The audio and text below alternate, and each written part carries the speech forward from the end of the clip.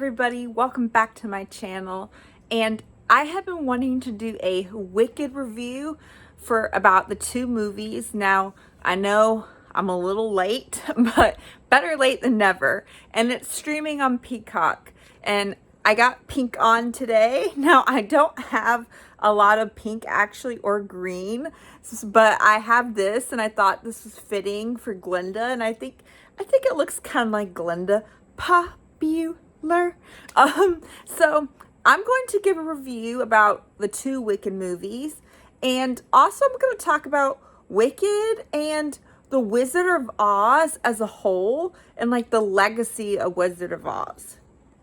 So first of all, I'm going to be very nitpicky about this. I am a huge musical fan. I love musicals. I love Broadway. I've seen off-Broadway. I have been fortunate enough to be able to see Broadway 3 times in New York City. I saw West Side Story for my 18th birthday on Broadway, and the dancing was incredible. I have seen Anastasia, which was absolutely amazing on Broadway when it first came out in New York. And I recently, a couple years ago, I saw Funny Girl with Leah Michele, which was, her voice with that was incredible. So I love Broadway. I've seen off-Broadway. I'm a huge Broadway lover. So I have listened to my mom's Les Mis soundtrack a million times, which is my all-time favorite musical. But anyway, so I love musicals. I love Wicked. I have never seen it live. I really want to. I have seen it like live on people's videos on YouTube and people's videos, but I haven't seen it physically in person, but I know what the play looks like. And I have listened to the original soundtrack with Indina Menzel and Kristen Chenoweth.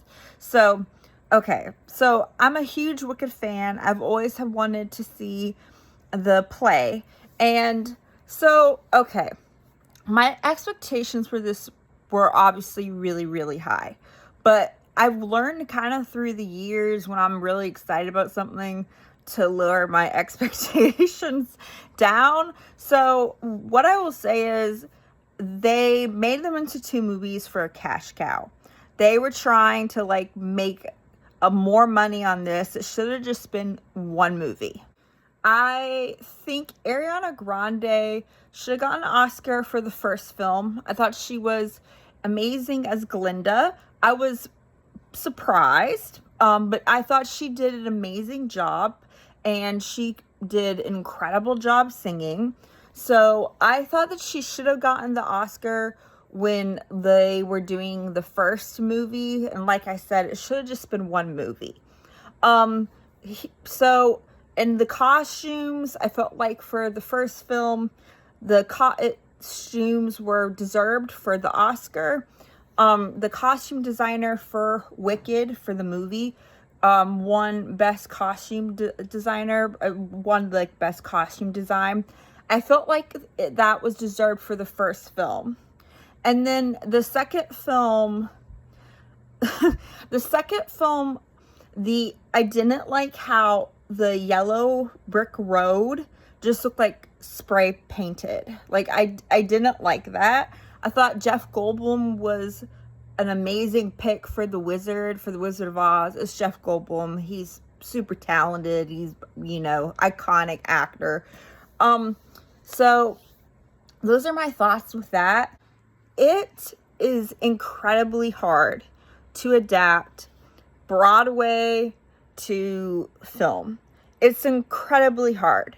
There are very few movies that I think that have done it successfully. To me, I feel like Hairspray, which I loved that movie when I was a teenager. I loved Hairspray. I had the soundtrack and everything.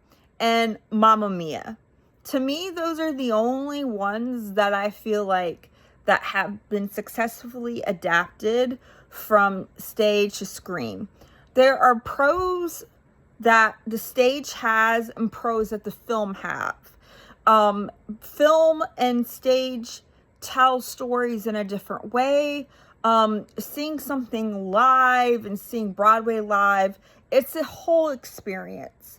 And so I haven't, like I said, those are really, to me, and you can let me know what you think in the comment section below, but to me, those are the only two films that I think that have been turned from being adapted to a musical on Broadway to a film successfully. Well, modern, because Rodgers and Hammerstein, all theirs were originally musicals, and West Side Story was originally a musical on stage before the famous one with Natalie Wood in the 1960s. But anyways, so I feel like it's incredibly hard to do. And you're also taking Wicked, which is a beloved musical. So that's another thing. Wicked has been around, I think, for almost like over 20 something years. So you're trying to live up to that legacy. And you're also trying to live up to the legacy of Wizard of Oz. The first Wizard of Oz book came out in the 1900s. I actually have read several of the Wizard of Oz stories. Many people haven't. You can read the Wizard of Oz on the Fable app. It's a great app. You can read classics on there for free, and you can do book reviews and movie reviews. I love that app. It's called Fable. But so I read the book on Fable, and I have read some of the other Wizard of Oz books on Fable. So you're living up to the legacy of Wizard of Oz that came out in the 1900s, and you're living up to the legacy of the classic with Judy Garland. So that is a lot that you are having to live up to. So for me, what I felt kind of got lost is that in the play, the romance with Fiyero and Elphaba is so much deeper. It's way better executed. It's actually a wonderful love story because he's like the popular guy who is just like the popular prince, and she's the rebel chick and who doesn't care about what people think. And she's the rebel chick, and he falls for the rebel chick. And at first he thinks that he and Glinda should be together, and they even say it in the song. You're perfect, so we're perfect together. Okay, sorry for singing. And the point of that is their relationship is very surfacey.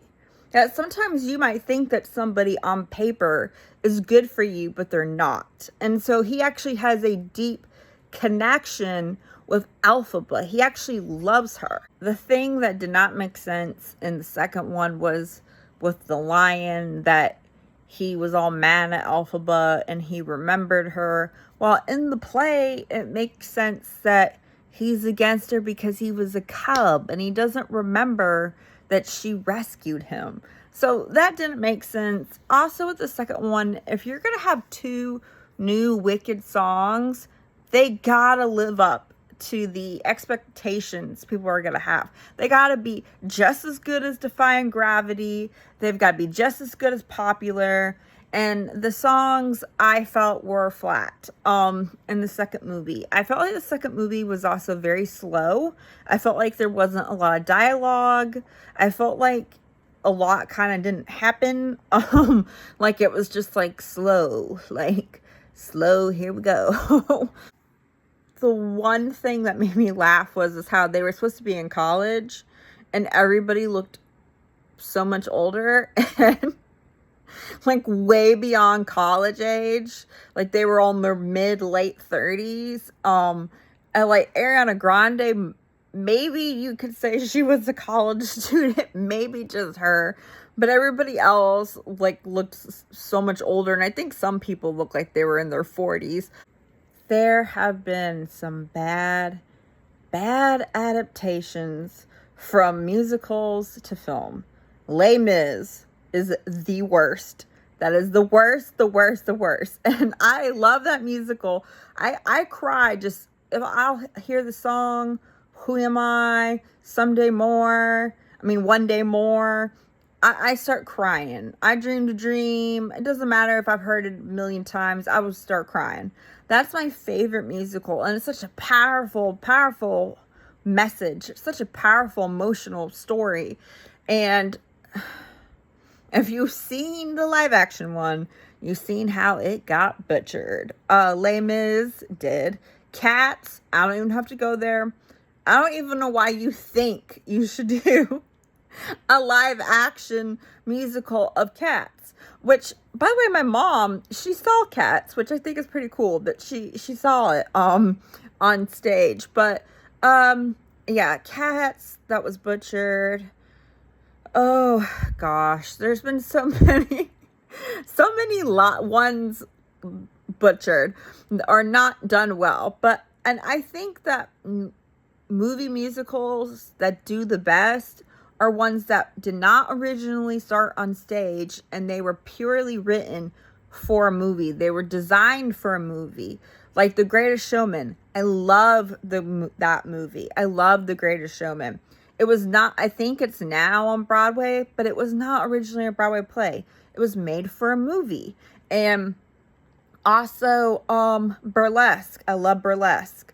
I think that's getting turned to a Broadway play too, I think. But Burlesque was not a Broadway play. It was a movie musical. And so I think those do well because they're fit for film. High School Musical, like, that was made for television.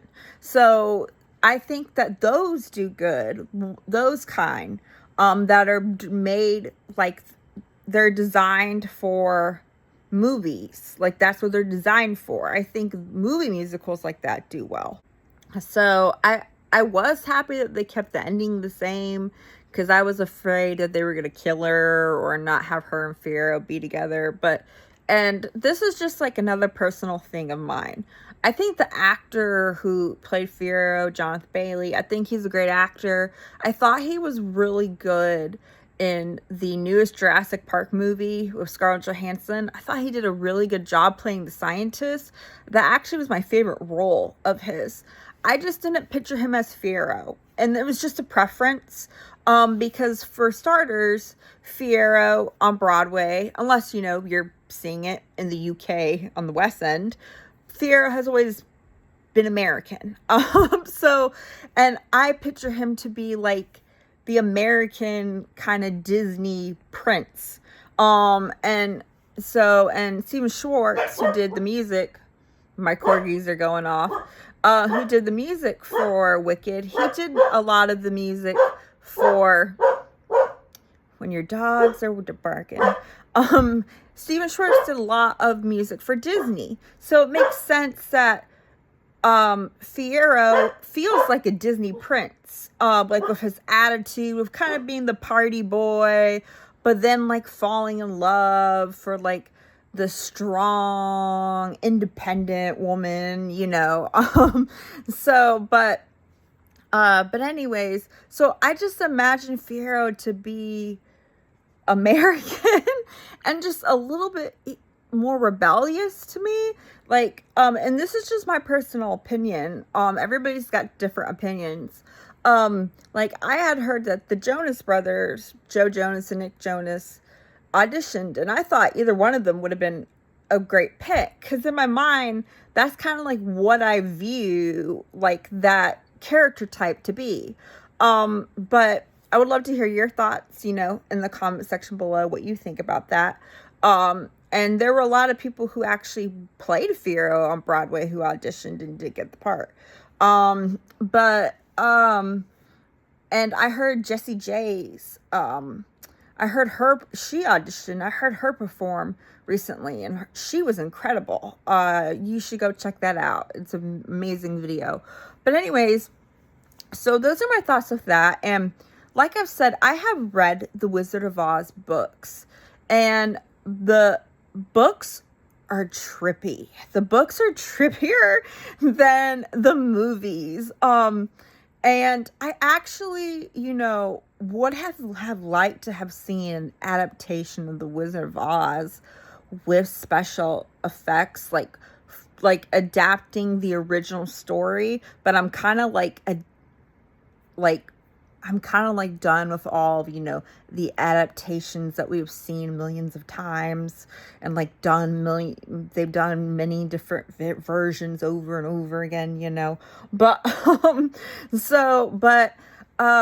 but there's never been like a Wizard of Oz story adapted live action that's actually close to the original story. If you read the story, then you know what I'm talking about. But there's been so many versions of The Wizard of Oz done. There's been the Disney Oz Great and Powerful, which I liked that movie. I thought it was a good movie. The one part that was done was how Mila Kunis became the Wicked Witch, like how she turned green. That part was dumb.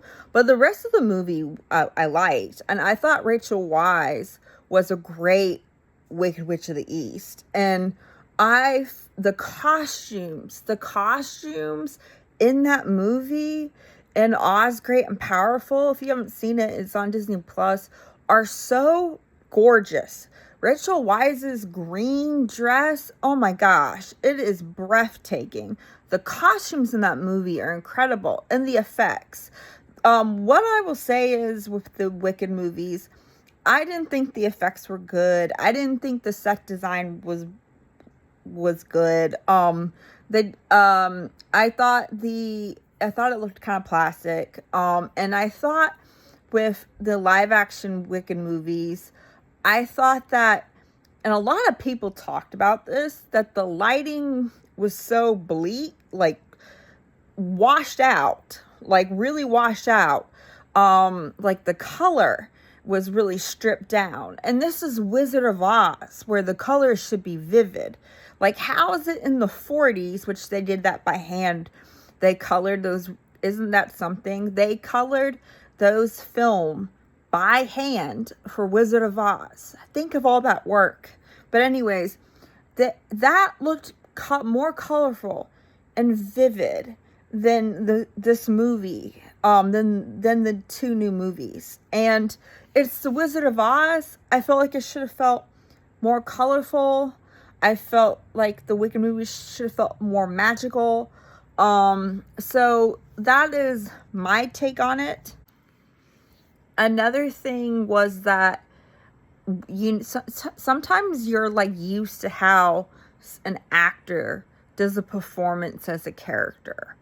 And so I have seen Idina Menzel act. I've seen how she portrayed Elphaba, and a lot of people after Idina Menzel portrayed Elphaba very similar.